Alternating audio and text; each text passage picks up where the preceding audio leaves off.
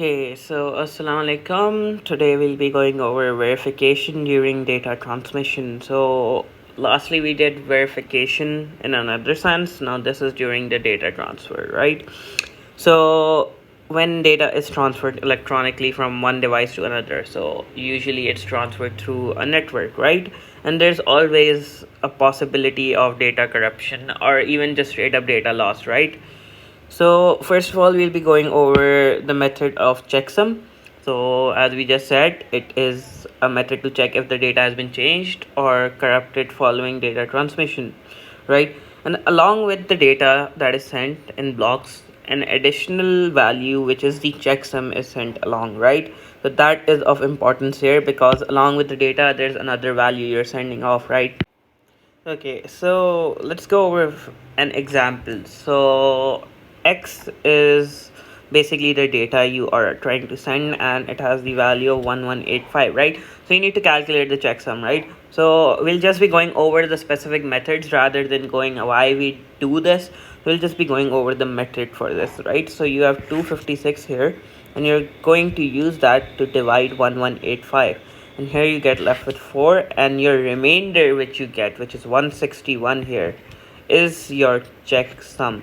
So that is basically how you figure out your checksum, right? So the value of the checksum, which is 161, is sent along with the data, right? That's what we discussed first. Okay, you are always sending the data and then you're sending an additional value, and at the receiving end, when they receive the data's value, if it'll be 1185, and when they divide it by 256, they are going to get the same checksum. So this matches the checksum over here, right? So when these two match, then you can conclude that the data has been transmitted correctly. So when, take for example, if your data did not transmit correctly, right? So if it were 1186, right, if it had gotten changed, you'll still, here you will have a difference. You will get 162. So 162 is not equal to 161, and here you can figure out the difference, right? We went over verification during data transfer. We went over checksum. We went over the method of how checksums work.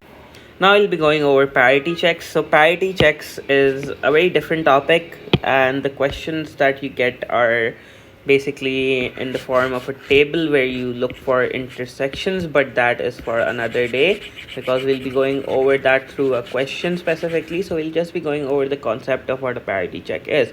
So a parity check is another method to check if the data has been transmitted correctly or not, right? So it's still what we are going over, data verification during transfer, right? So a byte of data is allocated a parity bit. I am so sorry for this. So it's allocated a parity bit. So there's two kind of parity bits. There's even parity. Here we go. There's even parity, then there's odd parity. So even parity should have an even number of 1 bits.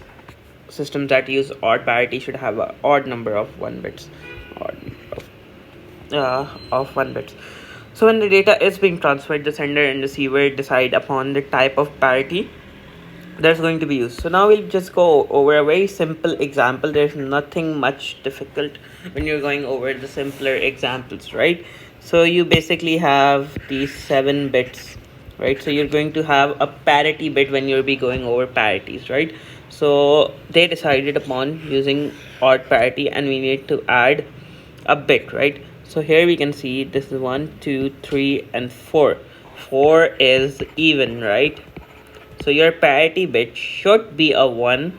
So when you add a parity bit here, so these are total 5 odd ones. Oh, sorry, total 5 ones, which concludes that parity is indeed odd. So you can later on, so what if it was an even bit?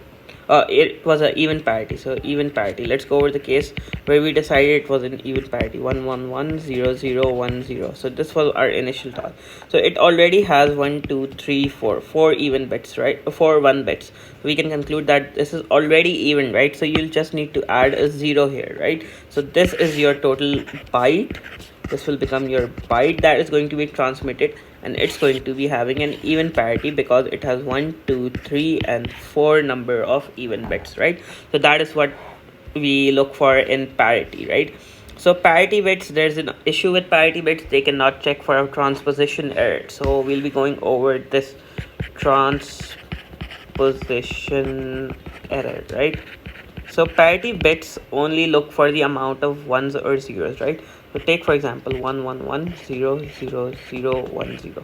So this is technically the same in terms of having the same amount of 1 bits, right? So these are 1, 2, 3 and 4, right? So it still has 4 even bits, right? So take for example, if this was transmitted and this became this, right? So your parity would conclude upon it being a correct transfer of data, when in reality there has been a transposition error and the bits are not in correct order, right? So this is a drawback of using parity, right?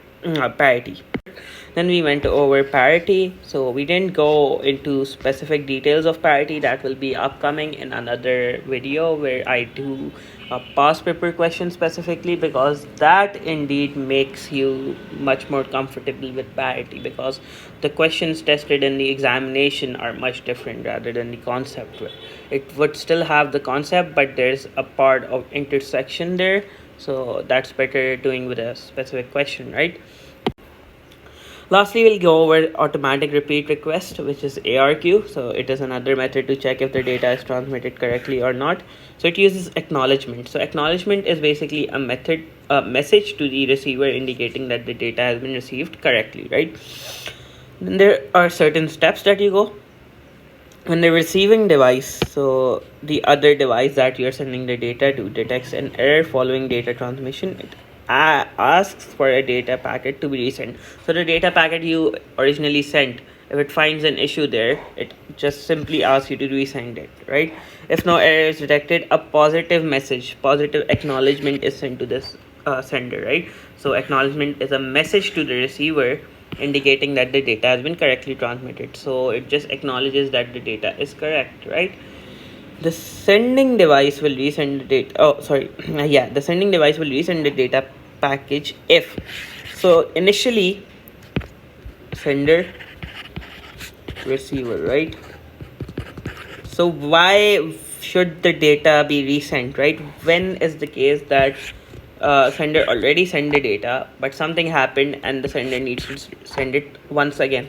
So first transmission, and this is the second transmission, right? So there can be a case where there may be 2 or 3 transmissions. We'll be reading upon why it is.